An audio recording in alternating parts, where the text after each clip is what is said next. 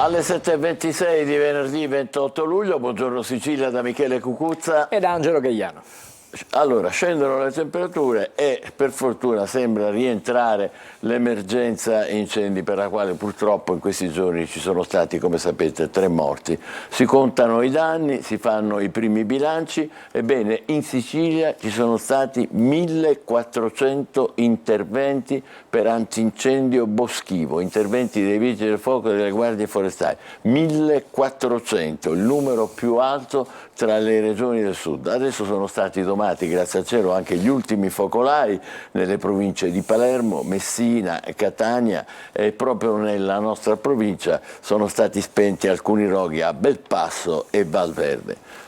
Tutto questo lavoro lo dobbiamo, lo avete visto, al super lavoro e al grande sacrificio dei vigili del fuoco, eccoli alle mie spalle, che non si sono risparmiati nel loro lavoro per giorni e giorni insieme alle guardie forestali. Guardate, questa è la foto simbolo della fatica eccezionale dei vigili del fuoco. Qui siamo dalle parti di Siracusa. Alcuni di loro, lo sapete, sono rimasti contusi, intossicati, in ogni caso spossati. E allora a loro non possiamo che dire grazie. Ma chi sono i piromani, quelli che appiccano gli incendi? Uno ce l'abbiamo, è una figura un po' singolare perché è un uomo di 79 anni, è stato arrestato dai carabinieri di Barrafranca vicino a Enna ieri, aveva dato fuoco a 30 ettari di uliveto, un incendio vastissimo, è stato colto in flagranza di reato, ha tentato poi, quando lo hanno arrestato, di corrompere un militare offrendogli del denaro e invitandolo a desistere nel proseguire le indagini. Vediamo le altre emergenze. A Catania interi quartieri sono ancora senza luce né acqua. A Montepo c'è rabbia e sconforto tra centinaia di persone, c'è chi dorme sul pavimento, chi è costretto a lavarsi con le bottiglie d'acqua, i tecnici dell'Enel continuano a non intervenire, si sentono abbandonati. Allora, signora, da quanto tempo è senza luce? Domenica sera, fino a oggi non è venuto. Voi avete chiamato qualcuno? Abbiamo telefonato all'Enel e non ha detto ora gliela mandiamo, ma niente. Io sono andata a prendere le bottigliette alla fontanella per farmi la doccia. Come faccio senza farmi doccia? Non ti può stare con questo caldo. Scusa, poi ci vuole l'igiene, c'è tutto. Io meno male che sono sola, ora mia figlia viene da Londra, ti ho detto non venire perché è inutile che vieni, come viene a stare qua senza doccia e senza niente. Voi vi sentite abbandonati? Ma certo, qua siamo troppo abbandonati, signorina, glielo può dire proprio Antenna Sicilia, siamo troppo abbandonati di tutto, dei mezzi di pubblico, di tutto, abbandonati siamo, è un quartiere fantasma questo. Grazie, sì. Ok. Ascoltami, questo Ci fate salire in casa anche sul piano è il... Avremmo dovuto mandare la situazione a Montepo Catania, invece Angelo di chi si trattava? No, in Montepo diciamo, è il girato e il grezzo, non era il servizio, diciamo, che avevamo previsto di mandare in onda, semplicemente questo. Adesso passiamo ad altro, vediamo il turismo. Tra disdette e disagi la stagione turistica vive un momento drammatico in Sicilia. Gli albergatori lanciano l'allarme per il calo del 40% di prenotazioni, 40% in meno, con un picco del 50% proprio nella perla del nostro mare, Taormina, e c'è l'appello dell'assessore regionale Amata che dice: turisti, vi aspettiamo. Turismo, una risorsa per la Sicilia che sta vivendo la crisi nera delle disdette e rinunce dei vacanzieri. Sono 35 milioni i turisti che hanno deciso di partire quest'anno e il 90% ha scelto di restare in Italia. La Sicilia, in ripresa con presenze record negli ultimi mesi, adesso rischia di trovarsi indietro. In queste ore le agenzie di viaggio riprogrammano gli itinerari dei turisti allarmati per la situazione di aeroporti e disagi dovuti al caldo record. Intanto gli albergatori di tutta la Sicilia lanciano l'allarme. Siamo tra il 35 e il 40% di disdette sugli incoming da qui alle prossime 2 settimane. C'è una piccola parte di questi che ovviamente prolunga il soggiorno perché non ha delle informazioni chiare sui voli di rientro o sul metodo o sul vettore che utilizzeranno per rientrare sostanzialmente nelle loro case. A Taormina, una delle mete più richieste, la situazione è ancora più pesante. Siamo ad agosto, in poche parole, noi viviamo di turismo e avere un 50% di cancellazioni a ridosso della settimana di Ferragosto ne lascia immaginare quanto è drammatica la riprogrammazione. Si corre ai ripari e si cerca di tamponare le perdite. Il Ministero del Turismo ha proposto al Consiglio dei Ministri uno stanziamento da 10 milioni di euro per risarcire i turisti a partire dal giorno dell'incendio dell'aeroporto di Catania. Arriva anche l'appello dell'assessore regionale del turismo Elvira Amata. La Sicilia è ferita, ma adesso l'emergenza incendi è superata e le vacanze per i turisti possono continuare in totale sicurezza. Bene, adesso sono le 7.31, con Angelo Gagliano guardiamo un po' i giornali siciliani. Sì, Michele, partiamo stamattina dalla Sicilia, che ha una foto piuttosto eloquente. L'alibi del clima, scrive la Sicilia. Sicilia al buio, cosa c'è dietro il blackout, la scarsa resilienza della rete e i fondi spesi dalla regione alla guerra contro i piromani, ma con un centinaio di droni giocattolo costati 250.000 euro. C'è un dossier del Partito Democratico. Intanto c'è il richiamo anche del Colle alla politica sul cambiamento climatico, siamo in ritardo, il ministro Musumeci, negazionismo sciocco, la regione ai turisti, emergenza finita, abbiamo sentito, e a Barrafranca anticipato, è stato arrestato proprio un anziano piromane. Ma ci sono altre notizie per quanto riguarda Fontana Rossa. C'è lo scontro ormai piuttosto, diciamo, palese e dichiarato tra il sindaco trantino e Torrisi della SAC. Fontana Rossa, carta ENAC al ministro Urso. La SAC dice la bonifica del terminal sarà effettuata entro il 1° di agosto e staremo a vedere quali saranno gli sviluppi, ma intanto c'è anche qualche notizia interessante che arriva dal rinnovo piano nazionale di resistenza, di resilienza e di ripresa. Alla Sicilia più fondi per idrogeno, porti e reti elettriche. Pare che da questa rimodulazione del piano ci saranno fondi superiori per la nostra regione. Mattarella intanto interviene a proposito del contropotere giudiziario del Parlamento e poi oggi ricordiamo il trentennale delle stragi del 93, ieri le cerimonie per ricordare le vittime della mafia e oggi c'è un'altra importante ricorrenza con la presenza a Palermo proprio del presidente della regione, la fondazione Rocco Chinnici. Poi ancora si parla di vacanze, lo abbiamo visto prima nel servizio, le stime di Federalberghi sui movimenti estivi del 2023, ferie per il 34,7 milioni di italiani, il 41% resterà a casa, quindi non faranno vacanze. Questo è il dato di Federalberghi. E poi andiamo più nel dettaglio per quanto riguarda la lotta ai piromani. È Mario Barresi che scrive sulla Sicilia e parla di scandalo nel suo pezzo. Guerra ai piromani, ma con i droni giocattolo. Fra il 2021 e il 2022 circa 250.000 euro sono stati spesi per pezzi, patenti e corsi. Questo è il report che viene raccontato da Barresi. 95 velivoli sono inutilizzabili per scopi antincendio, ma anche per il semplice avvistamento precoce. E dunque a che cosa servono oggi? È la domanda. C'è un dossier poi antimafia, dubbi sul prezzo di acquisto e dei corsi di formazione, quella ditta di Palermo specializzata in energie, e ci sono evidentemente tanti dubbi su questa vicenda. Lo stesso Barresi stamattina scrive ancora a proposito delle difficoltà della rete che non ha retto a quelle che sono state le giornate di caldo intenso, e se non fosse solo colpa del clima, la Sicilia, ecco cosa c'è dietro al blackout. I dubbi degli esperti dicono che la rete è inadeguata e distribuzione parla di eventi anomali, i progetti 65 milioni già finanziati con soldi pubblici, ma è mistero sugli indici prima e dopo. Insomma, i disagi, per essere precisi, sono 15.000 le utenze che sono state disallineate. C'è una cifra fornita proprio dal ministro Musumeci che lo ha riferito alla Camera.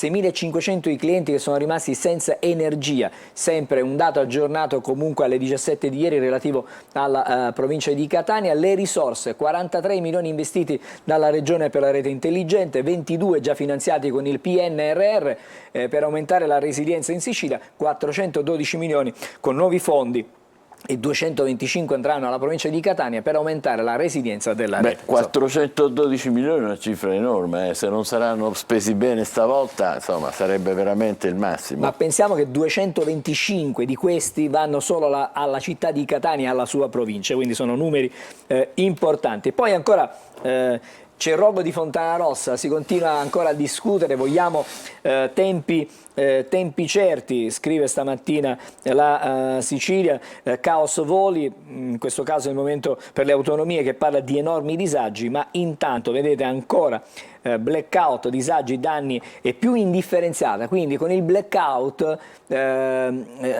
diciamo, la raccolta della spazzatura in qualche modo è anche cambiata, nei bidoni tonnellate di yogurt, gelati e latticini, si spera nel fresco, criticità H, quindi è cambiato il modo di raccogliere anche la spazzatura e come abbiamo visto in apertura proprio della Sicilia, nella prima pagina c'è lo scontro tra Trantino e Torrisi, il dossier Enac sul tavolo di Regione e anche dei ministeri.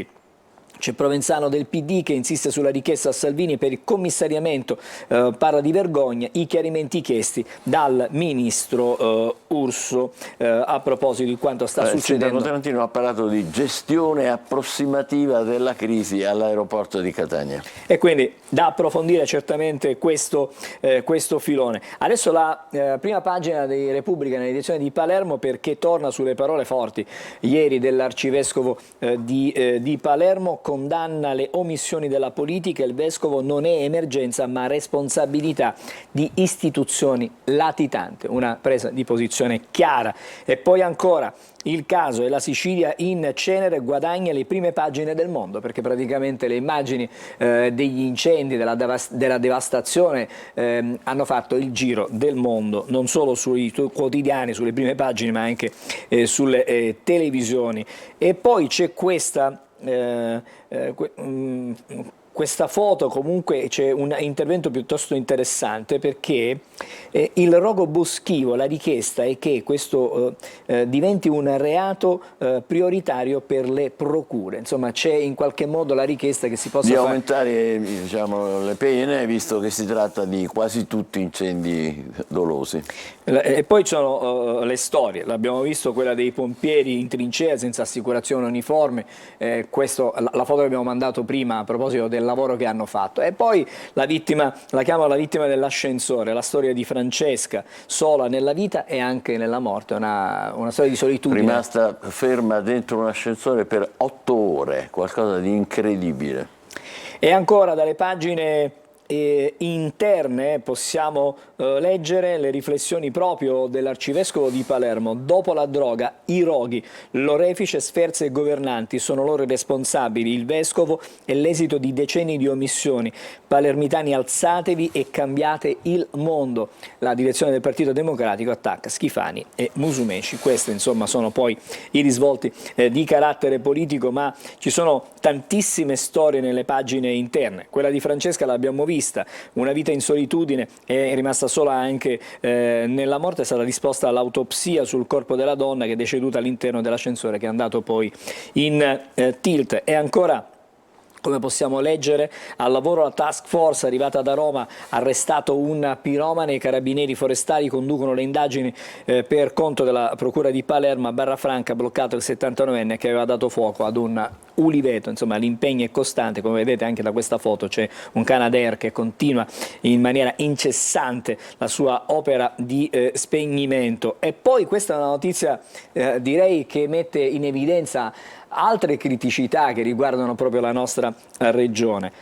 Saltate 241.000 visite, 48 milioni per recuperare metà della torta va ai privati. Questo è il piano di Schifani per tagliare le liste di attesa, maglia nera al Policlinico di Messina e all'ASP di Palermo. Quindi un'altra difficoltà, l'ennesima difficoltà che deve affrontare la nostra regione. Abbiamo adesso la prima pagina del Giornale di Sicilia perché parla del grande blackout siciliano, monta la protesta contro il collasso della rete elettrica e parte la caccia adesso ai rimborsi. Passata la violenta ondata di calore, ci sono adesso i dati drammatici di questi roghi, l'isola è alle prese con l'altro grave disservizio, le aziende dicono e stimano danni per milioni perché sono rimasti fermi per giorni diverse aziende. L'orefice ancora, incendi il colpevole si conosce da anni e la politica, Musumeci parla di tempesta perfetta per la combinazione di incuria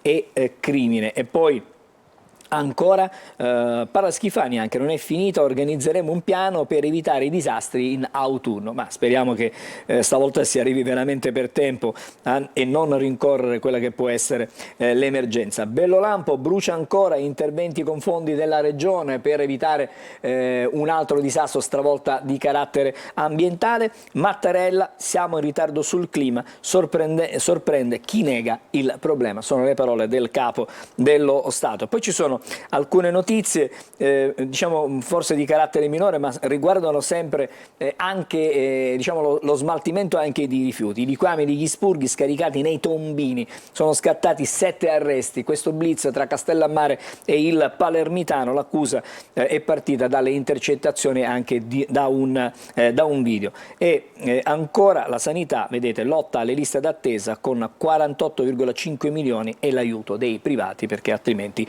il servizio pubblico non riuscirà a smaltire l'arretrato. Incendi, scrive la Gazzetta del Sud, la Sicilia in ginocchio, la regione un'emergenza superata, a Messina disagi nell'erogazione dell'energia elettrica, si spengono gli ultimi focolai, c'è il crollo del turismo, 40% di prenotazioni annullate, danni all'agricoltura che come abbiamo sentito sono davvero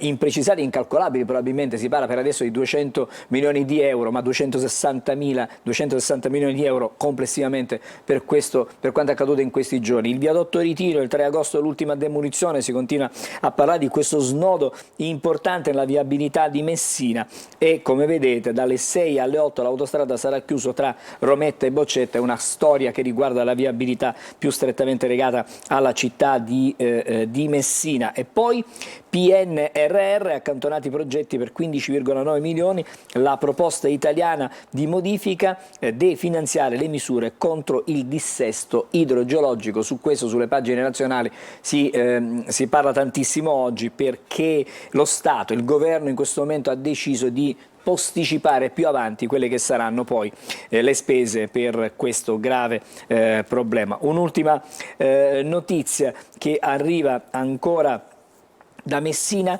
c'è un dato, 8.000 euro ad un ristorante e a 2 market, evidentemente tante irregolarità che sono state trovate e al ristorante ma anche nei 2 supermercati. Ci fermiamo qui. Facciamo una breve pausa, poi torneremo con i quotidiani nazionali. State con noi, buongiorno Sicilia.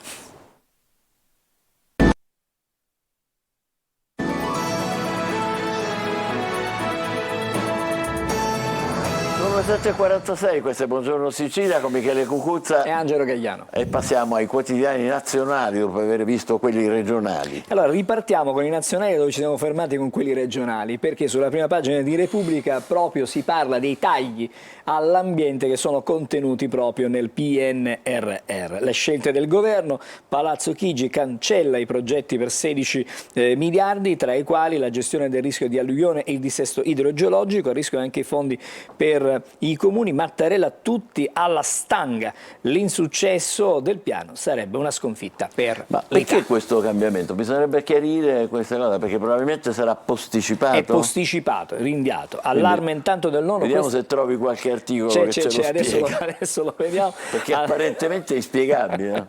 C'è un allarme ONU, questa è una cosa interessante e molto, diciamo, da attenzionare. Seria, molto seria. Sì. Luglio più caldo di sempre è l'era della ebollizione globale. Ecco, proviamo a ricordarci queste 2 parole. Da ora in poi gli esperti chiamano questa l'era dell'ebollizione globale. Che è poi un termine letterale perché si bolle dal caldo. Sì, veramente tantissimo. È vero.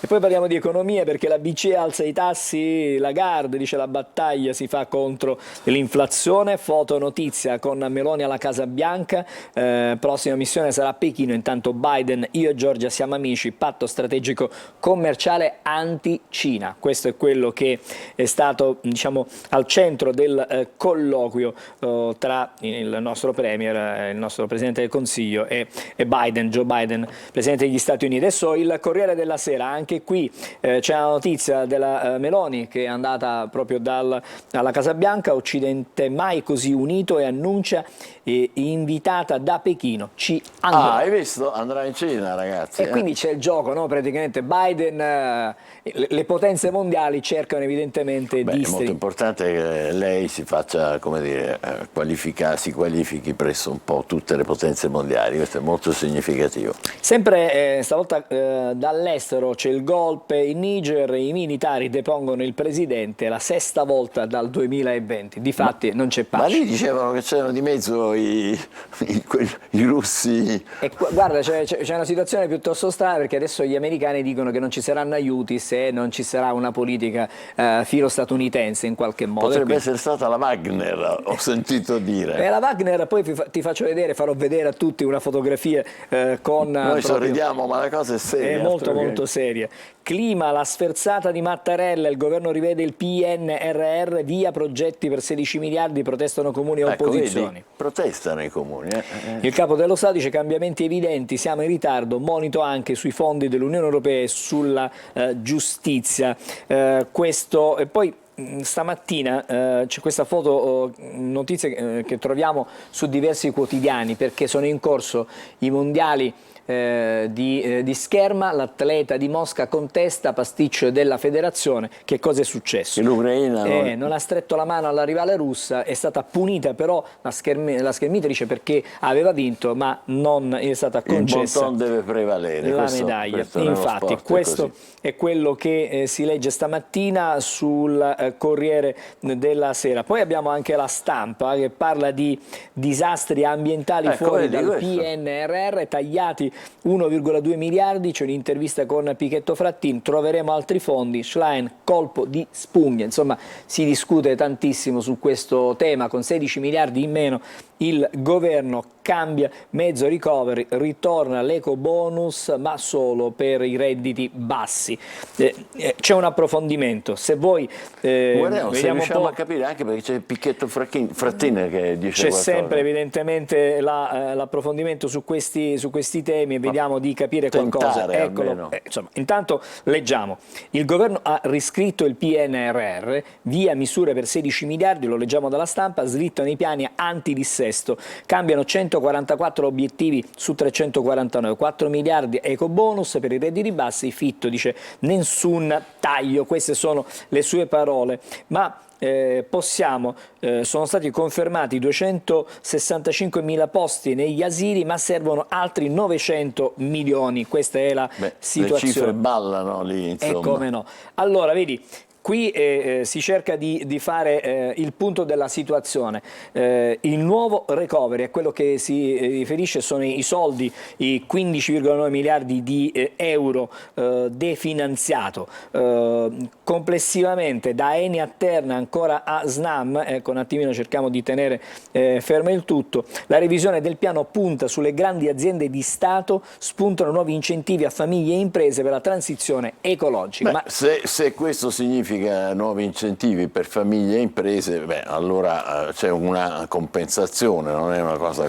E soprattutto poi il ministro, appunto, ripeto, ha detto troveremo altri fondi. Questo sarà da approfondire nelle prossime ore, nei prossimi giorni, vedremo. Vedremo un po' come si svilupperanno i fatti, ma intanto torniamo sulle prime pagine, no? Eravamo fermi alla Stampa di Torino, adesso proseguiamo la lettura, lo facciamo con il Messaggero. Eccolo qua il titolo del Messaggero: autonomia, si parla ancora dell'autonomia, il Premier potrà ridurre la portata, un emendamento consentirà di limitare le materie alle regioni, quindi in qualche modo questa riforma, l'autonomia diciamo di cui si discute viene rimodulata. E poi questa notizia che riguarda un po' tutti, l'ipotesi del canone nella bolletta dei telefonini. Una volta nella luce, adesso nei telefonini. E pare comunque che sarà ridotta questo canone, dovrebbe essere ridotto.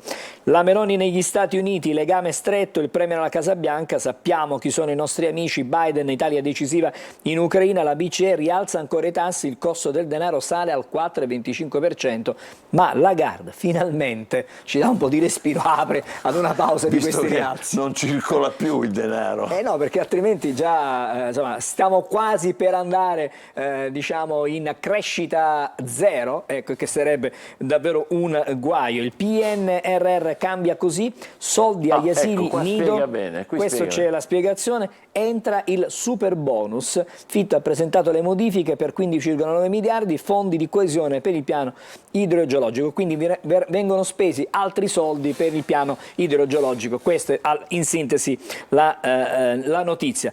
Non la saluto in russa, viene squalificata diciamo, l'atleta dell'Ucraina, questo per il Messaggero. Adesso leggiamo il Fatto Quotidiano, vediamo un po' cosa scrive Ideona, questo è il titolo di partenza, tagliano i fondi contro il dissesto e povertà. Vede, rapinate pure i comuni, scrive, nelle 144 modifiche, meno risorse all'ex Ilva e a beni confiscati alle mafie, più bassi target nella lotta all'evasione e più sgravi fiscali alle solite imprese. Questa è la sintesi che fa il Fatto Quotidiano, 16 miliardi di PNRR dirottati su Eni e altri colossi del gas. Quindi si privilegiano, scrive il Fatto, insomma, le grandi aziende che si occupano soprattutto in questo caso di energia, perché gas e anche Eni in qualche modo sono praticamente coinvolte nell'energia.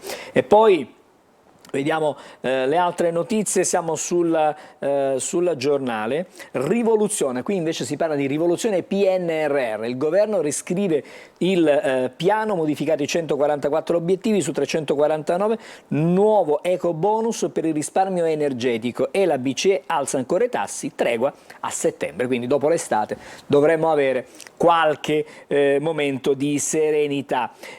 Sul caso Open, la vittoria di Renzi, no alle mail intercettate, la consulta sconfessa i PM di Firenze. Quindi c'è stato un intervento. Non si possono intercettare. Non si possono intercettare. E poi ancora lasciamo il giornale, siamo adesso sul Libero che ha un titolo un po' americano, oh yeah, Georgia da Biden, avanti insieme, questo è il titolo scelto per l'appunto dal quotidiano Libero stamattina. Per colpire il Premier usano il suo compagno, ci sono polemiche stamattina. Sì, su Gianbruno. Esattamente. E poi Fratelli d'Italia prova a mettere le scarpe alla Schlein, no calzature sportive alla Camera, quindi insomma vogliono cambiare il look della Schlein che già ha una consulente. Con le sneaker non si può entrare. Assolutamente. E poi questa andrebbe approfondita la lettura. La sinistra vieta il maltempo. No, che vuol dire? La petizione dice se piove obbligatorio dare la colpa all'allarme clima. Quindi, insomma, sono poi letture che vanno certamente lette con attenzione. È chiaro, sono prese di posizione in maniera anche critica. Esattamente, politici. bisogna assolutamente leggere e capire il punto di vista anche. Le armi e il pane, siamo più seri qui con Avvenire che ha sempre delle riflessioni importanti. Si intensifica la controffensiva nel sud, Mosca adesso ammette si combatte ma noi teniamo. Il forum Russia-Africa sul grano, Putin promette di fornire i paesi africani gratis mentre colpisce i depositi ucraini, quindi da una parte distrugge le riserve, dall'altra dice che manderà questo grano gratis. E poi si torna a parlare di morte nel deserto, mia figlia e mia moglie nella foto pareva dormissero, l'abbiamo vista ieri questa foto terribile ieri. E poi c'è invece la foto della stretta di mano tra Biden e Meloni, uniti su Kiev e NATO, questa stretta di mano. Si è parlato anche dell'assenza di una conferenza stampa congiunta, ma pare che non fosse prevista. PNRR si cambia, c'è l'eco bonus, salario minimo, si va al rinvio, se ne parla a settembre. Abbiamo il tempo probabilmente per andare avanti e leggere, adesso vediamo il manifesto, come sempre il manifesto c'ha queste foto che Un ventilatore. Con un ventilatore che aria fritta. Aria fritta. Questo è quello che scrive il manifesto. È l'era dell'ebollizione globale. L'ebollizione globale. Perché a dirlo è il leader dell'ONU Guterres, questo luglio è il più caldo di sempre. Mattarella agire subito, appello del Nobel Parisi e di 100 scienziati, chiamatelo clima che cambia, non maltempo. Intanto il governo smonta il PNRR, rimodula anche le misure ambientali. Questo è quello che stamattina scrive il manifesto. Siamo anche all'Unità, due titoli, due fatti. Bella la foto di Pasolini, guarda. E infatti, pronto, parlo con Pasolini, evidentemente ci sarà un ricordo per l'appunto con il grande poeta. Pessimo discorso di Mattarella, frasi fatte sui migranti e attacco al Parlamento. Quindi questo è chi un lo dice, attacco. scusa? Chi lo scrive? Lo scrive Piero Sansonetti, che è il direttore. Il direttore.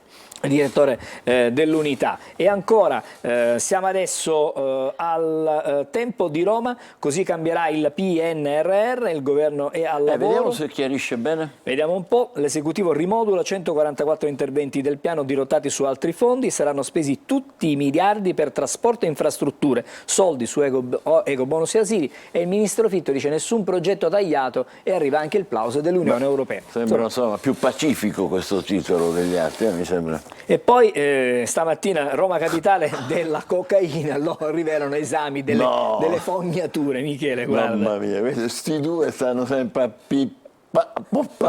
Vabbè.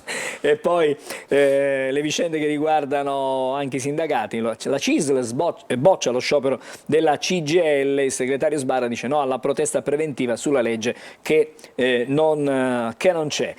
Possiamo ancora vedere qualche altra prima pagina. Forse un'ultima prima pagina. Allora, se ce l'abbiamo il tempo, leggiamo una cosa sportiva. Stamattina siamo nel fine settimana, Milan, Pioli prepara una squadra spettacolo, le frecce del diavolo. Da una parte, voglio dire, stiamo vedendo questi due fenomeni, ma soprattutto in primo piano c'è Leao che ha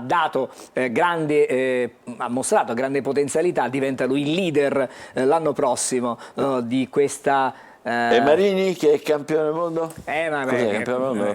Vincere in Italia è indimenticabile. Vedete, fioretto d'oro vinto praticamente ai mondiali di Milano. Mi pare un riconoscimento giusto. Questa volta alla scherma, ma anche il nuoto ci ha dato tante belle soddisfazioni. Giustissimo, ci fermiamo qui. Allora, adesso vediamo subito il meteo e poi dopo parleremo di disagi, elettricità, aeroporto e il resto. Facciamo la conta di nuovo. State con noi, buongiorno Sicilia. Bentrovati ad un nuovo appuntamento con Trebi Meteo, giornata di venerdì estiva sull'Italia grazie all'anticiclone delle Azzorre, tempo stabile per lo più ed assolato, fatta eccezione per locali disturbi nella seconda parte del giorno sull'arco alpino. Si tratta della formazione di rovesci anche a sfondo temporalesco. Uno sguardo più in dettaglio cosa ci attenderà sulla Sicilia, tempo stabile ed ampiamente soleggiato sull'isola, una ventilazione in attenuazione ma rinforza localmente nella seconda parte del giorno sul canale di Sicilia anche sull'area sud-orientale, clima caldo sì ma molto meno intenso grazie alle correnti di maestrale, temperature massime in linea con le medie del periodo attorno ai 31-32 gradi nelle diverse località. Giornata di sabato con ancora tanto sole, sull'isola i cieli saranno per lo più sereni e limpidi, la ventilazione in prevalenza debole, le temperature massime torneranno a salire di qualche grado. Ulteriori dettagli ed approfondimenti in merito sull'app di Trebi Meteo sul nostro sito web. 28 a Catania, siamo tornati a regime 28 di minima, Michele? Era minima. Non ci vedo bene, è il caldo. Benvenuto a Claudio Merchione, che è il presidente dell'associazione MEC, Movimento Elettori e Consumatori, quindi la società civile che si organizza dal basso per rivendicare i propri diritti, rivendicare che le cose funzionino. Allora, riassumendo brevemente, abbiamo aeroporti, incendi, mancanza di luce e acqua, l'abbiamo documentato a lungo nei giorni scorsi, ma non basta. Molti ristoratori hanno dovuto buttare il cibo perché non c'erano i frigoriferi e abbassare le saracinesche. Problemi anche per le farmacie, che sono state costrette a chiudere per intere giornate e a dover adoperarsi con i gruppi elettrogeni per conservare i farmaci che devono obbligatoriamente stare in frigorifero. Allora, prima di dare la parola al nostro ospite, vediamo questo servizio. Fra le varie emergenze che attanagliano l'Interland catanese c'è anche quello della mancanza di luce e acqua. Qua ad Aci Castello a vedere quali sono stati i problemi che hanno avuto bar, ristoranti e un po' tutte le attività del paese.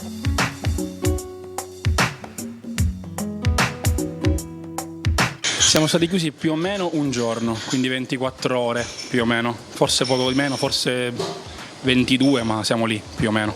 È tornata 2 giorni fa, cioè è mancata la mattina di 3 giorni fa ed è tornata l'altro ieri, alle 4 di notte, quindi chiaramente tutti i danni, gelati, mignon gelato, tutto quello che va in frigo, granite, piuttosto che creme, tutte le preparazioni, è stato veramente un casino. No. Il danno quanto ammonta circa? Il danno ammonta, non lo so, abbastanza comunque. A 3 giorni praticamente è inutile parlare, abbiamo riempito bidoni di spazzatura, li potete vedere, abbiamo buttato tutto, tutta la notte perché noi lavoriamo con il fresco del giorno, arrivando alla merce la mattina, noi già la sera non ce l'abbiamo più perché non è che produciamo tutto fresco del giorno, buttate un sacco di cose, non abbiamo più parole purtroppo, capiamo che si è bruciato, ma quando c'è una cosa di questo qua, lo Stato come si mangia, che hanno fatto pagare 10.000 euro di luce, a mandare un gruppo elettrogeno, che noi stiamo a procurare un gruppo elettrogeno, addirittura neanche c'è questo gruppo elettrogeno, lo stiamo procurando ora di Messina, se ci dà la speranza che arriva stasera. Il danno a quanto ammonta? Perché clienti mancati, cibo buttato? Il danno questo qua, questo è un banchetto che doveva venire ieri sera, 30 persone, abbiamo restituito i soldi, ma non solo, a me non mi interessano i soldi. Il problema è il danno del nome, che le gente arrivano qua e trovano questi cartelloni che abbiamo messo tutti davanti alla strada. Questo solo è il problema. In giro non c'era nessuno naturalmente perché sapevano di questi disservizi, quindi effettivamente diciamo che ha aggravato molto sulla nostra condizione commerciale, diciamo. Disservizi anche in farmacia, che diciamo è un'attività strategica. Voi ieri siete stati chiusi? Siamo stati chiusi la mattina per la mancanza di luce e poi il pomeriggio dalle 16:30 la luce c'era. Dopo 10 minuti è mancata di nuovo e poi è arrivata dopo le 18. E come funziona con i farmaci da frigo in questo caso? Noi fortunatamente abbiamo il gruppo e non è andato tutto bene. Grazie a Edoardo Sergi per questa documentata rassegna dello sconforto dei commercianti e dei titolari delle farmacie. Diamo la parola a Claudio Melchiorre, lo salutiamo, è il presidente del Movimento Elettori Consumatori MEC, perché voi avete fatto una quantificazione agghiacciante sui danni che tutto questo ha provocato. Che cifra avete calcolato? Ma allora, se parliamo dell'aeroporto, noi abbiamo fatto un conto intorno ai 40 milioni, se invece parliamo... 40 milioni al giorno. Al giorno, perduti per quel... Per quell'incendio, per quella stampante, sì.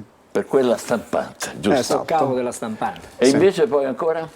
E invece se vogliamo parlare dei danni che vengono procurati per quanto riguarda luce, elettricità da incendi o calore, lì le cifre diventano esponenziali e cominciamo ad arrivare in parte si sovrappongono per vari motivi, ma insomma lì arriviamo anche a una 60 di milioni aggiuntivi. Sì, perché quindi siamo 100 milioni al giorno.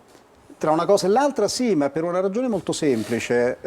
L'acqua, più che l'elettricità, impedisce l'abitabilità delle strutture, quindi noi abbiamo azzerato la nostra capacità di alloggio, azzerato la possibilità di andare al bar, al ristorante, ma anche nei negozi. Non c'è più niente quando non c'è l'acqua. Quindi nel momento in cui l'elettricità è andata a colpire un settore strategico come l'acqua, è chiaro che si azzerano tutte le attività produttive, neanche le poche fabbriche che abbiamo possono funzionare. Se calcolate 100 milioni al giorno, sul PIL siciliano è come sul PIL siciliano è come se parlassimo più o meno del 45%. Perdita di 45% al giorno, sì. Caspiterina, sono cifre veramente allarmanti. Perché Catania è uno dei poli economici della Sicilia, certo. Voi avete chiesto, se non ho capito male, o un commissario o qualcosa di simile? No, non qualcosa di simile. Noi abbiamo chiesto con urgenza la nomina di un commissario. Un commissario. Per fare che deve fare? Beh, che si occupi dei trasporti siciliani e che si occupi anche della questione energetica. Allora, noi abbiamo telefonato ieri per avere notizia sull'interruzione di corrente, abbiamo una serie di proteste e richieste, ma anche urgenti e motivate. Chi sta male, chi ha problemi di cuore e non ha elettricità o acqua, rischia la vita. Noi ne abbiamo tante di queste richieste di persone che chiedono di avere l'elettricità per ragioni di vita. Eppure ci è stato detto che ormai tutto a posto. Ieri sono tornato tardi da Roma, sono riuscito ad atterrare a Catania fortunatamente, per esempio dove era la mia macchina la luce non c'era, quindi è chiaro che anche qui le informazioni non sono veritiere. Il commissario che si occupa di aeroporto e tutto quanto, tutte le emergenze? Ma sì, abbiamo chiaramente visto che non siamo adeguati a gestirci, purtroppo. Allora, sempre per rimanere in tema aeroporto, la corrente ieri all'aeroporto non era costante, evidentemente i gruppi elettrogeni non ce la fanno. Un altro caso, un ospedale a Giarre, lungo degenti che per giorni sono rimasti senza aria condizionata. Dice, ma chi se ne importa dell'aria condizionata? Non troppo, è vera questa realtà, perché una persona anziana che sta in ospedale a 45 gradi, 50 gradi dentro la struttura ospedaliera non si sa se sopravvive. Certo. E addirittura abbiamo anche assistito a una cosa terribile, curiosa, perché la figlia di uno di questi ha portato un ventilatore, l'ASP glielo ha tolto. Addirittura? Sì, ma perché mi scusi, quindi voi avevano siete riacceso l'aria condizionata e poi hanno sequestrato il ventilatore. Ma voi siete un po' in sintonia con quello che diceva l'arcivescovo Lorefice, che come dire, chiama in causa la politica, è lo stesso sindaco trentino di Catania che ha parlato di gestione approssimativa della crisi all'aeroporto. Ah, ecco, in questo senso sì, in questo senso no, mi ero preoccupato che il sindaco trentino avesse detto che la politica aveva una gestione approssimativa, no, questa sarebbe stata una notizia. No, non cambiamo discorso, gestione approssimativa all'aeroporto. Mi perdoni sulla gestione approssimativa, sì, le ripeto, io sono tornato ieri sera, allora bisogna capire una cosa all'aeroporto, la cosiddetta aerostazione, il Terminal A, ha la stessa dimensione lineare della vecchia aerostazione Morandi, sono identiche. Noi siamo entrati nell'aerostazione Morandi per fare i tamponi, quindi evidentemente è salubre quell'area. Certo. Perché non è stata utilizzata? Se noi siamo arrivati a 10 movimenti, cioè 10 partenze o atterraggi, che poi non è vero perché ieri mi dicevano su pista che erano 8 e non 10, ma non fa nulla, queste sono... Ora dicono da martedì 14. E se facciamo la tara saranno 12, perché ovviamente bisogna invece, vedere anche la verità dove sta. La sezione Morandi dov'è? Mi faccia capire geograficamente dove è messa? Guardando da fuori, da quando il terminal a sinistra c'è questa lunga costruzione che è il vecchio aeroporto di Catania. Ho capito. Che in termini dimensionali è praticamente identico, ha un piano, non ha due, eccetera. Considerato che all'aeroporto dicono che con 2 tensostrutture da 50 metri quadri arriviamo al 70% della capacità dell'aeroporto, se avessero aperto immediatamente la stazione Morandi avremmo avuto lo spazio per movimentare tutte queste persone. Vorrei capire perché io, che viaggio spesso, mi sono ritrovato a Trapani, a Comiso, a Catania quando arrivava, voli cancellati. Tutte queste cose non ce le ripaga nessuno. Alla fine noi riterremo responsabile l'aeroporto e questo porta il conto per l'aeroporto ad almeno una ventina di milioni al giorno. Che cosa significa questo? Significa che l'aeroporto potrebbe essere chiamato a rispondere di oltre 100 milioni di danni. Ma questo aeroporto ce li ha questo denaro per rifondere tutti questi danni fatti? A nostro avviso anche per difficoltà manageriale, poi lo ha detto anche il sindaco trentino, se ora mi prendo una querela io spero che querelino anche Trentino che ha parlato di gestione approssimativa, perché hanno l'abitudine di querelare. Detto questo, la cosa che a noi interessa è che si risolvano le questioni. Lì servivano 2 nastri trasportatori che portavano i bagagli all'interno dell'aerostazione Morandi, riaprire l'aerostazione Morandi, mettere i check-in lì dentro e anche le aree di partenza. So che c'è un dossier che uscirà probabilmente a momenti, verrà distribuito, prodotto da Aerolinee Siciliane, ma è un'analisi che è stata fatta sugli errori che ho visto in anteprima, sugli errori e ciò che andava fatto per tenere aperta l'aerostazione. Ovviamente per tenere aperta l'aerostazione ci vuole una cosa, la volontà di tenerla aperta. Secondo lei manca? Evidentemente sì, o c'è incapacità o c'è una volontà contraria, perché non si capisce se gli spazi ci sono, per quale motivo non sono stati utilizzati? Se le tecniche ci sono, i radiogeni e il sistema, diciamo così, di controllo di sicurezza può essere spostato, ma non viene utilizzato, uno la domanda se la pone: per quale motivo? Forse o è capacità manageriale mancante o è mancanza di volontà. L'ultima domanda, quindi voi non ritenete plausibile questo piano voli che è stato presentato, diciamo, da Fontana Rossa? È plausibile da quel punto di vista, ma non è plausibile che noi siamo stati, se questi sono i dati che presentano loro, il management aeroportuale, cioè che bastano un paio di tende da 50 metri quadri per recuperare il 70% del traffico, ribadisco, perché ci avete mandato in giro per tutta la Sicilia? 2 tende ce le mettevamo noi, non era questo il problema. Ci fermiamo qui, grazie a Claudio Melchiorre, presidente dell'associazione MEC, Movimento Elettori Consumatori. Facciamo una pausa, poi parleremo dei VIP, beati loro che continuano a fare le vacanze in Sicilia, che poi insomma... grazie moltissimo, buon lavoro, grazie a voi, a presto. Grazie. State con noi, fra pochissimo ci rivediamo.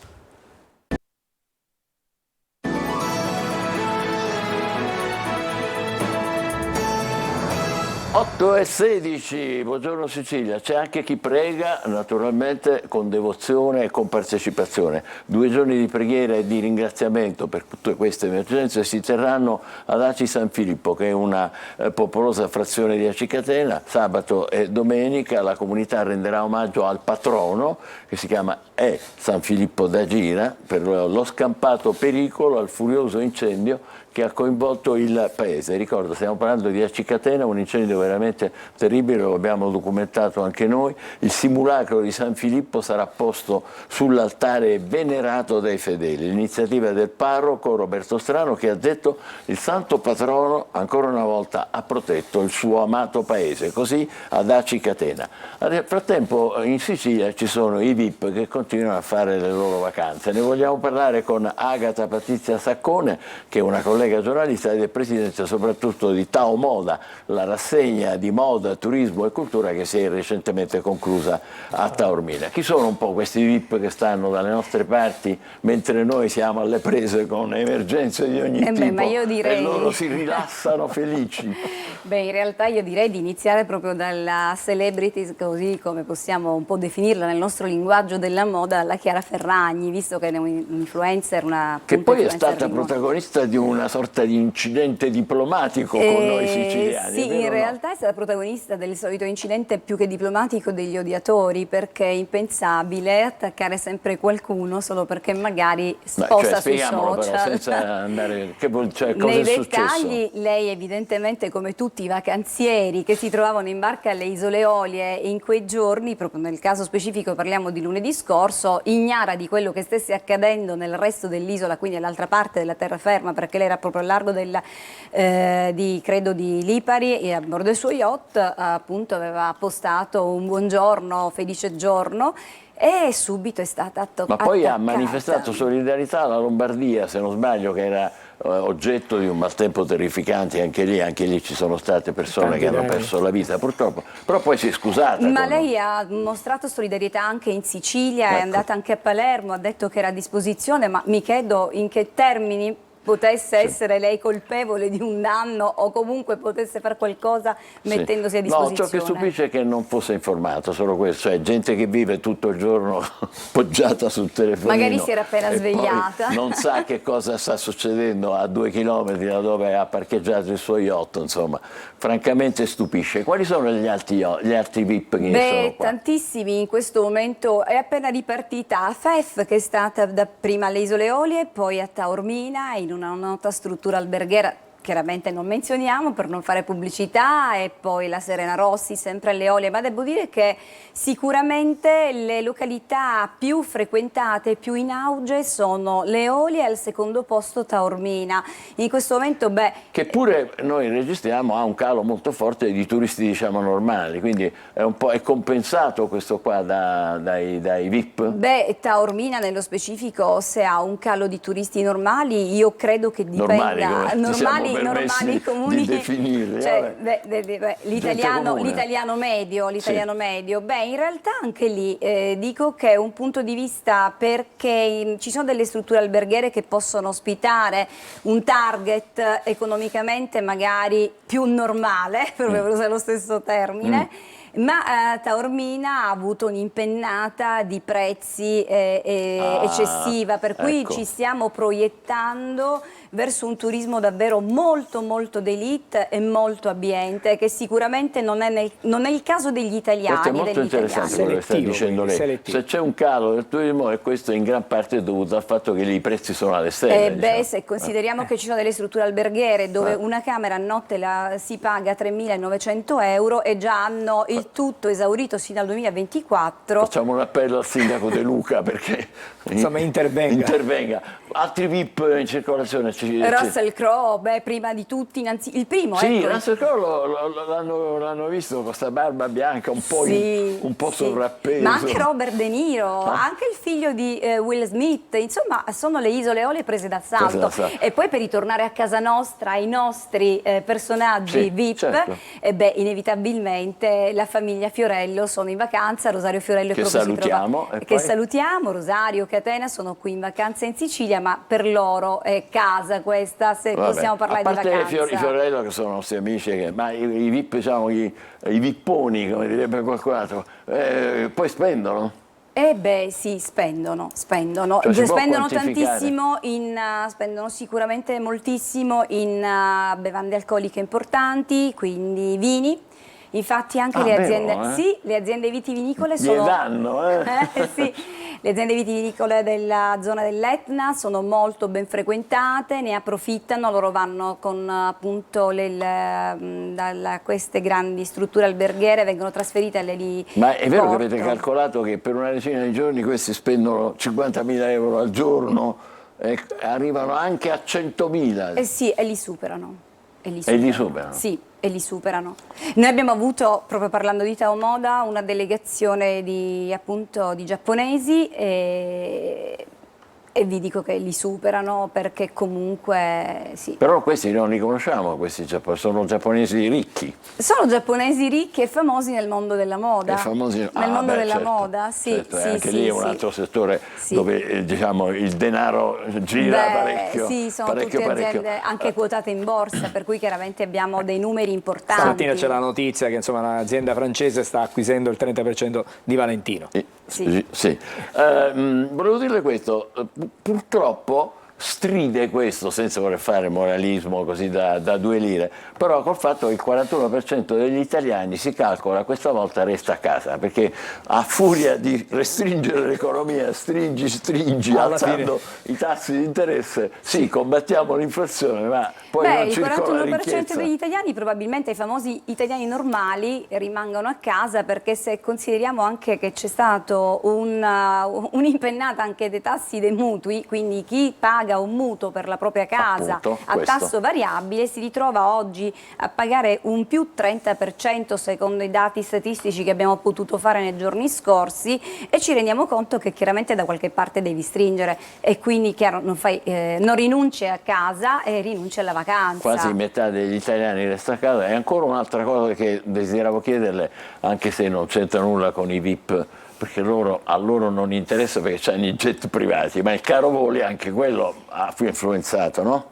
Beh, il caro voli è io ormai la definisco una piaga per la Sicilia, Ecco. perché facendo un esempio sulla mia persona, immaginiamo che io tutti i mesi faccio la spola su Milano, quindi faccio la pendolare Catania-Milano, Sì. e ogni volo, appunto il costo di ogni biglietto aereo in media supera i 300 euro. Se lo 300 euro andate e ritorno solo? 300 euro se lo compro con 2 mesi di anticipo, andata e Caspita. ritorno. Se invece hai un'emergenza e quindi una Come capita riunione alle persone che hanno che impegni vanno per lavoro e non urgenti, certo certo. per vacanza programmata, e lo paghi anche.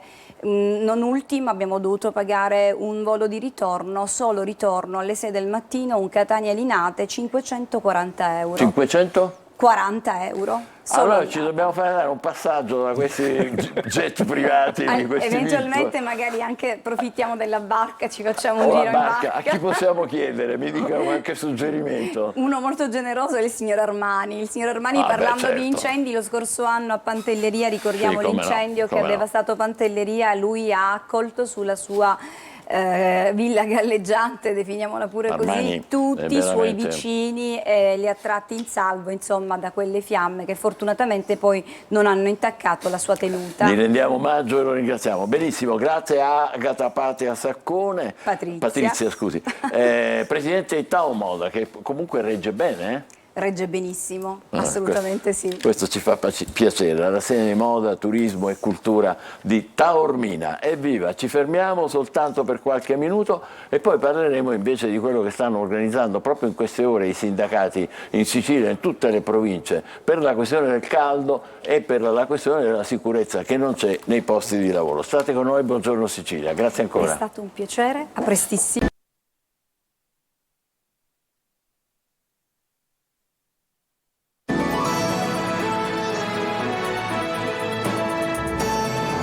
Sicilia, sono le 8:28, abbiamo un ospite ancora, è Carmelo De Caudo che è segretario generale della CGIL di Catania. Buongiorno, benvenuto. I sindacati in queste ore sono in pieno fermento, mobilitazione in tutta la Sicilia, in tutti i capoluoghi siciliani per chiedere due cose, gli ispettori sui luoghi di lavoro per porre fine a quella che è una vera piaga in Sicilia, ne parliamo spesso purtroppo, gli infortuni sul lavoro, le morti bianche cosiddette, e poi anche l'altro problema che è diventato un'emergenza negli ultimissimi giorni con le alte temperature, cioè come si può lavorare quando ci sono quasi 50 gradi. Abbiamo documentato ieri nel telegiornale, c'erano dei lavoratori della strada nella circonvallazione che lavoravano veramente in pieno giorno, ne abbiamo anche fatti vedere.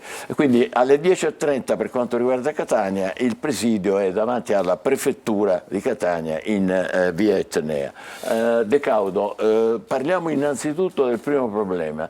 Noi come cronisti naturalmente periodicamente raccontiamo di incidenti sul lavoro, di morti bianche, cioè, qual è la situazione in Sicilia? Allora, la situazione in Sicilia allo stato attuale, diciamo, è la seguente: almeno la provincia di Catania adesso sconta 2 morti bianche. È chiaro che noi come organizzazione sindacale oggi facciamo queste manifestazioni sotto le prefetture per consegnare un protocollo d'intesa a tutti i prefetti, una piattaforma di CGIL e UIL dove ci sono ovviamente delle rivendicazioni ben precise che facciamo da tempo. La prima di tutti riguarda gli ispettori, dove siamo molto indietro, è vero? Quanti ce ne abbiamo? Assolutamente sì, noi su tutta la Sicilia ne abbiamo 63. 63. Su Catania solo 8. Su Catania solo 8. Dovremmo averne? Dovremmo avere almeno più di 160 ispettori a livello regionale, oltre i 63. Però è chiaro che allo stato attuale le nostre rivendicazioni sono sempre rimaste, diciamo, rivendicazioni come lettere morte. Sì. È chiaro che ovviamente come organizzazione sindacale 63 su tutta la Sicilia è un numero inaccettabile, perché basti pensare che in Sicilia ci sono più di 365.000 aziende. Da una stima fatta praticamente ogni azienda avrebbe un controllo ogni 20 anni. Un controllo ogni 20 anni. Altra situazione che noi chiediamo con forza, e la chiediamo alla Regione, e la chiediamo al nostro governatore, è quella di creare un coordinamento che funzioni, un coordinamento che sia un osservatorio sugli infortuni sul lavoro, un coordinamento che mette insieme tutti gli enti, sarebbe a dire l'INPS, l'INAIL, la Guardia di Finanza e i Carabinieri, proprio per coordinare, e dove il sindacato, diciamo, ovviamente deve starci dentro, per coordinare praticamente le varie ispezioni che debbono essere fatte, perché se le aziende praticamente capiscono che l'ispezione non viene fatta, è chiaro che la sicurezza e la salute all'interno dei luoghi del lavoro vengono lasciano a desiderare. Una domanda da chi non è addetto ai lavori. Il numero di ispettori così carente, che mancano così tanto, 63 mentre dovrebbero essere almeno qualche centinaio, dipende dal governo nazionale o dipende dalla regione Sicilia? Allora, la Sicilia è una regione a statuto speciale, pertanto dipendiamo dalla Sicilia.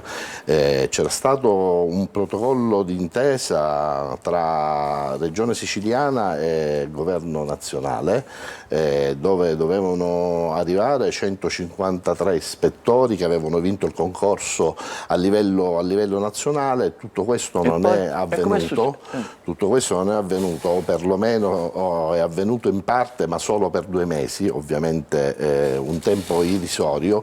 È chiaro che il tema, diciamo, della mancanza del personale all'interno della pubblica amministrazione sta incominciando a diventare, diciamo, un danno, non solo in quei settori, ma anche in altri settori. Vorrei ricordare con un certo dolore l'ultima vicenda che ha riguardato la morte di un operaio di 41 anni, abbiamo raccontato anche noi, che è caduto giovedì in un cantiere a Caronia, in provincia di Messina, e questa è l'ultima di una serie che appunto stiamo documentando. L'altro tema dei vostri presidi, che sono alle 10:30 davanti alle prefetture un po' in tutte le province siciliane stamattina, è la questione del lavoro al caldo, che è una cosa terrificante. Sì, che cosa chiedete e che cosa si può fare? Noi come organizzazioni sindacali chiediamo che venga applicato su tutta la nostra provincia, ma su tutta la regione, quello che dice la legge sul lavoro, diciamo, ad alta temperatura.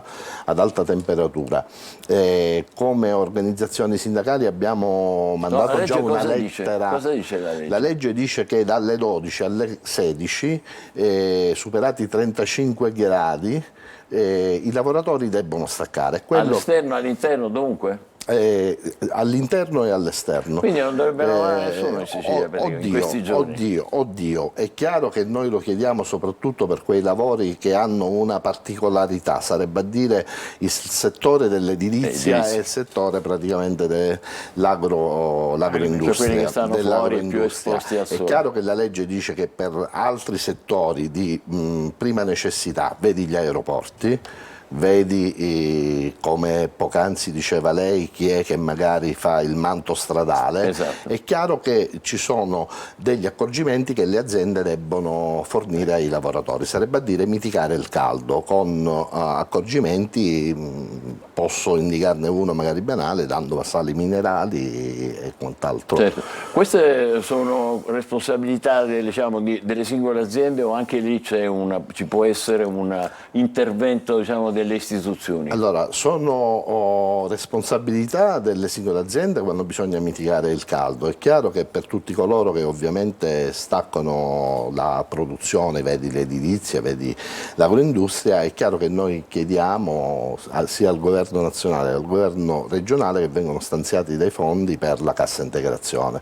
È chiaro che non bisogna fare né danno all'azienda né danno al lavoratore. Il governo ha stanziato di recente 10 milioni di euro euro, però chiaramente sono poca cosa. È chiaro che sono poca cosa. Perché sono poca cosa? Sono poca cosa perché ovviamente quello che rivendichiamo noi è di dare una cassa integrazione che almeno arrivi all'80% diciamo, della giornata della paga lavorativa. Quindi quella cifra non può compensare. Pertanto quella cifra non può diciamo, compensare assolutamente l'importo che ovviamente poi che atmosfera avvertite? C'è sensibilità, attenzione oppure siamo presi da queste continue emergenze e magari di questo finiamo per non occuparci troppo? Allora, devo dire che sulla provincia di Catania c'è sensibilità da parte della prefettura, abbiamo costituito l'osservatorio. Bene, questa è una buona notizia. Devo dire che col prefetto abbiamo già iniziato un percorso che ha messo insieme tutti, come dicevo poc'anzi, sia le organizzazioni sindacali ma anche le imprese, la Guardia di Finanza, l'INAI, l'INPS e quant'altro. È chiaro che a mio avviso diciamo, dal governo regionale e dal governo nazionale ancora diciamo, c'è un po' di resistenza. È ovvio che noi diamo linee di indirizzo, è chiaro che la prefettura segnala, perché chi rappresenta lo Stato ovviamente sul nostro territorio segnala, però è chiaro che poi fattivamente chi è che deve fare le leggi è sia il governo regionale che il governo nazionale. Bene, grazie a Carmelo De Caudo che è segretario generale della CGIL. I temi li avete sentiti, sono tutti e due estremamente importanti. Gli ispettori di lavoro per impedire ancora nuovi incidenti, morti bianche per carità, e anche per tutelare chi lavora soprattutto all'esterno, ma non solo, quindi per chi lavora in strada, per chi lavora nelle campagne, ma un po' tutti i lavoratori, quando le temperature sono così alte come in questi giorni in Sicilia. L'appuntamento a Catania è alle 10:30 davanti alla prefettura di Via Etnea, ma i presidi sindacali saranno in tutti i capoluoghi delle altre province. Facciamo una breve pausa e ci godiamo per un momento insieme. State con noi, buongiorno Sicilia. Dopo. Va bene, scova dopo. Pito! Se vengo lì ti percuoto talmente tanto che devi cambiare l'affiggio sulla patente. Mamma mia, che italiano! Eri italiano? L'hai detto in italiano? Madonna, mi so accorto. Vito! Ci vengo te, ti tanto che ti pazzaschi, che ti cambia la foto che mi sulla patente, si capisce tu? Ah, adesso sì. No, sì. No, ci aveva dato una certa impressione. E guardalo. Guarda, Madonna, l'ha fatto la prima volta e la seconda volta. Non devi usare la mano, è il colore. Che ha fatto? Il ritocco. No, non si fa, non è così. E non capisci che qui non possiamo sbagliare. No. Poi tutta gente di un certo. Di un certo? Non lo è. Di un certo? Ma guarda, ma Hai anche visto gli che la danno la insospettabili la danno la botta. Perché loro sono come i miei clienti, io li accontento tutti, anche se adesso ho messo delle regole. Ah sì? Da adesso in poi da me niente over 50. E perché? È perché perdo più tempo a tagliare i peli delle orecchie che quello della testa. Quello è vero. È vero, Maurizio? Che è Maurizio? Ne sai qualche cosa? Che è Maurizio? E tutti i giorni, c'ho una crescita, mamma mia. Ma chi è Maurizio? Aspetta, scusa, ma Vito! Scusate. Che stai strisciando la carta di credito del cliente? T'ho detto la pulizia del viso, non della visa. Addirittura. Mannaggia. E comunque io me ne devo andare, perché da me è un dia vai di VIP, da me vengono un sacco di VIP. Lo sai chi è venuto oggi? Non ne ho idea. Alberto Angela. Veramente? Ma caspita. È arrivato Alberto Angela, entra. Entrano così perché c'è il segnapassi per entrare elegantemente. Ma non essere, cioè, se non sono mai venuti. Mi prende a caricatura. No, ma non capiva perché camminassi È arrivato così. Alberto Angela, si accomoda, si è guardato un po' intorno. Ah, perché lui è curioso sempre. Sì, poi lo fai documentari. Sì, lo so che fai documentari. Infatti gli ho fatto un'acconciatura per il nuovo documentario che deve fare. Gli ho fatto la stessa acconciatura di Cristiano Malgioglio. Perché? Perché doveva fare un documentario sui proci. Vabbè, no, un po' no. Questo no. Questo non ma è così. No, questa è una battuta. Questa mi dissocio. Vabbè, comunque mi fai una cortesia. Che vuoi? Siccome io c'ho da fare che devo acconciare i ragazzi da quella parte, mi vai a pagare la bolletta dell'Enel alla posta? Io devo pagare la bolletta dell'Enel. Ma che stai dicendo? Perché devo pagartela io? Perché tu non fai la coda. Vabbè, dai, sto scherzando. Ci mancherebbe. Ci sto qua io, approfitta. Piuttosto tu, che sei un tecnico, mi dovresti spiegare sto fatto che a me cadono i capelli. Ma perché cadono i capelli? Perché i tuoi capelli sono come quadrado. Cioè? Cadono senza motivo. A caso. Bravo, questo è piaciuto. Tommy Serafino insieme, lo vedremo lunedì alle 21:30 e adesso è il momento delle stelle, diamo un'occhiata con Marco Amato in collegamento diretto. Ciao, benvenuto e buon caffè. Buongiorno. Buongiorno. Grazie. Oggi Buongiorno, che Sicilia. succede? Dai, dacci buone notizie.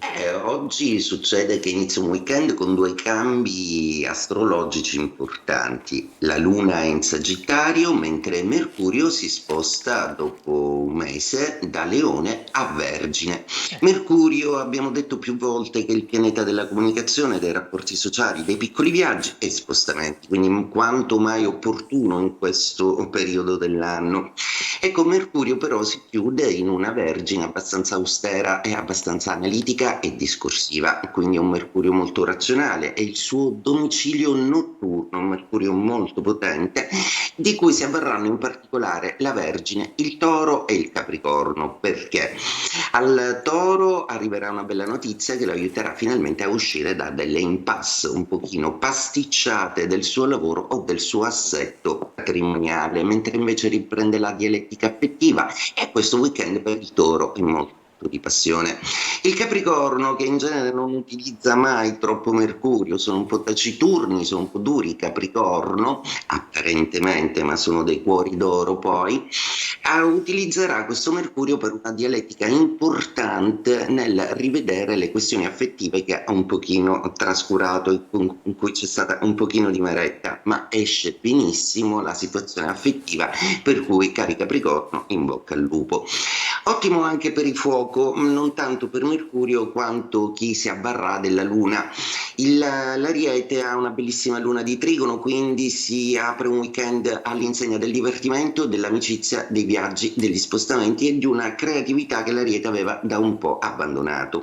Il Leone sposta Mercurio in seconda casa, quindi ottime le prospettive di analisi, di ragionamento, di valutazione di un progetto che lo può portare a risalire la china in ambito lavorativo, anche se adesso è molto impegnato in amore e in famiglia. Sagittario, ottima la presenza della Luna che fa risalire l'umore dopo una settimana un po' frastornata da tutta una serie di fraintendimenti, ma Mercurio è in quadratura, quindi cari Sagittario, attenzione a non dire proprio tutto quello che pensate. Quando il pianeta della comunicazione è in aspetto negativo non si fa di dire proprio tutto ciò che si pensa. Andiamo ai segni di aria. Mercurio è un pianeta allora associato e gli segni d'aria rappresentano la comunicazione. I Gemelli lo hanno proprio nemico in quadratura, quindi i Gemelli, seppure sono dei segni d'aria, preferiranno questo weekend stare un po' in silenzio, stare un po' ad ascoltare e non tanto perdersi in chiacchiere di cui sono veramente molto stanchi. Bilancia, Mercurio molto emotivo per voi, proprio perché vi fa rivedere una serie di sequenze del passato che analizzerete meglio al fine di non ripetere più gli stessi errori in amore, mentre invece arrivano notizie positive per quello che riguarda l'assetto patrimoniale e il lavoro. Acquario, è un Mercurio che fondamentalmente non vi parla, che vi permette di defilarvi un po'. La buona notizia è che non è più il Leone, quindi non è più in opposizione, quindi siete più calmi, meno elettrici, meno reattivi e collerici quando qualcosa o qualcuno vi pungola. Finalmente è un periodo di santa pace, godetevela, ve lo siete meritati. Gli Acqua, il Cancro gode di un Mercurio molto amico e accetterà persino delle critiche, cosa che in genere non accetta di buon grado perché il Cancro è autoprotettivo, è un po' permaloso, è dolce, è sensibile, quindi bisogna stare attenti a come gli si parla. Eppure questo weekend sarà molto disponibile e aperto ad ascoltare i pareri altrui. Scorpione, ottimo questo Mercurio che arriva proprio in una dimensione di sestile, quindi a dare concretezza, ad avere finalmente dei nulla osta disposta per un progetto futuro, a stabilire agende, date e anche un po' di riposo, ma soprattutto non smette mai di caricarsi di impegni di cui non si stanca mai. Pesci è un Mercurio di opposizione, vale lo stesso per il Sagittario, anche per voi, proprio perché quando si ha il pianeta della comunicazione contro non è il caso di esternare troppo, ed è proprio negli affetti che vincerete se vi posporrete e accetterete che qualcuno si sfoghi con voi senza troppo ribattere. Quindi buon weekend a tutto lo zodiaco e buon weekend alla Sicilia. Grazie, ciao, ci hai caricato moltissimo, no? Noi siamo gli ultimi, va bene, grazie mille a Marco Amato. C'è ancora qualche notizia? Sì, c'è una curiosità che riguarda tutti gli studenti, perché c'è addirittura una presa di posizione dell'UNESCO. Smartphone in classe, l'UNESCO dice di no. Il rapporto dell'agenzia dell'ONU valuta... Aspetta, fatemelo vedere un momento, no? Eccolo qua. Il rapporto dell'agenzia ONU valuta l'impatto sui giovani di 200 paesi. La sola vicinanza di un dispositivo mobile disturba l'apprendimento, quindi i telefoni vanno lasciati lontani. Michele. E adesso che è venerdì non possiamo che augurarvi buon weekend!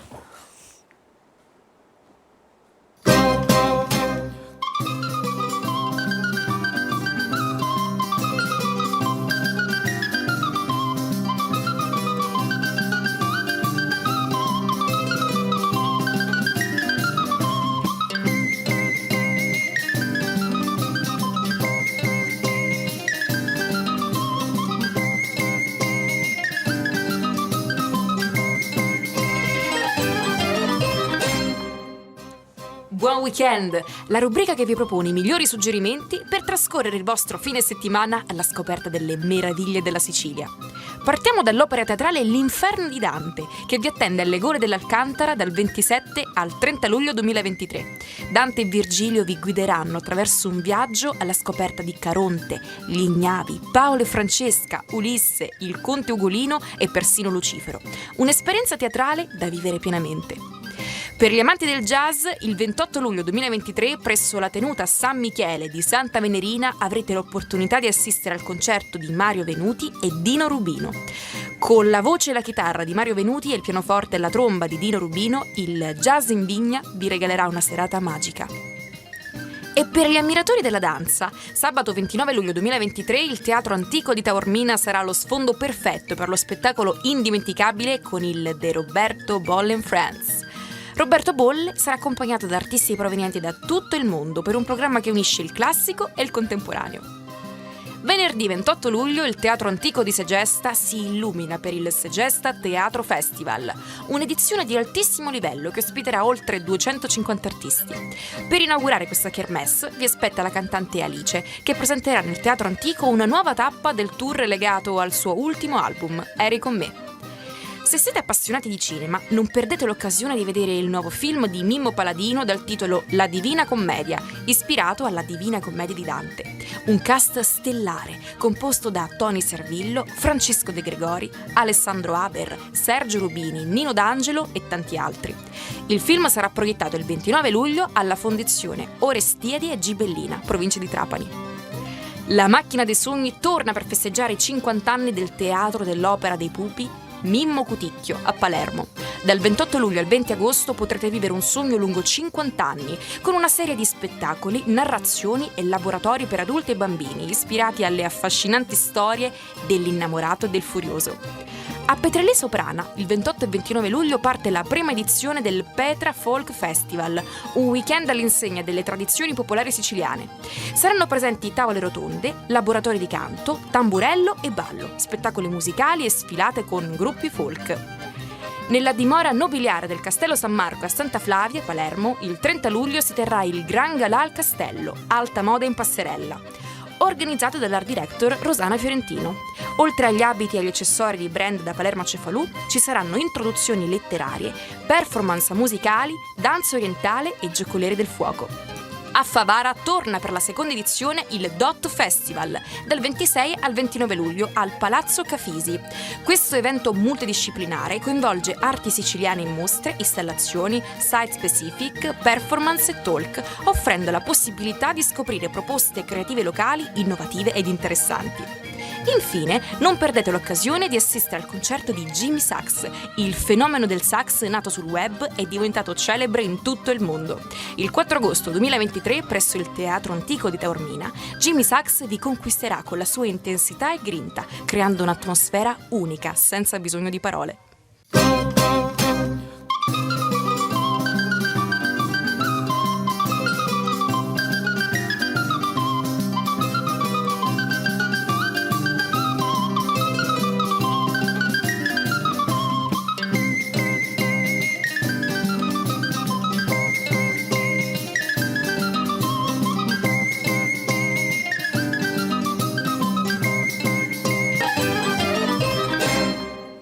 Non partite subito per il weekend, vi proponiamo di stare con noi ancora qualche minuto per ricordarvi che il 28 luglio, oggi, è festa nazionale a Lima in tutto il Perù.